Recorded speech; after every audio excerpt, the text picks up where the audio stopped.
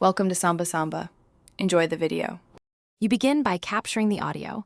Set your phone or USB mic in a quiet room and record a short clip, 10 to 30 seconds. Explain why. Shorter ringtones are easier to assign and won't truncate. Once done, listen and trim out breaths or long pauses so the phrase lands cleanly.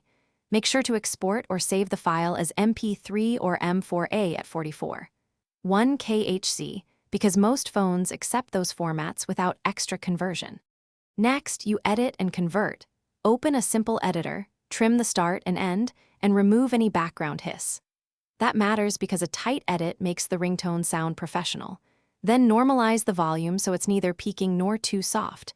This guarantees consistent playback across devices.